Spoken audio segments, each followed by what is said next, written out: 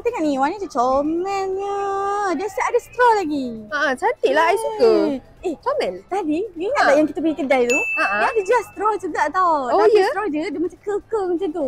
Comel gila straw tu. Oh, lepas tu kan tadi tu, yang ni kita buat pergi travel tau. Lepas tu, tapi you ingat tak yang kita pergi travel, kita pergi Indo tu.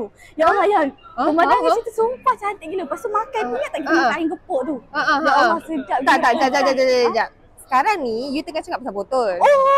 Lepas tu pergi travel, lepas tu straw pusing-pusing. Apa you ni? Ya Allah, Okay. Tengok. Nak beli mana satu? I ingat yang warna macam ni. Yang ni macam yang pisang tadi yang kita tengok kat village closer. Perempuan ni kan?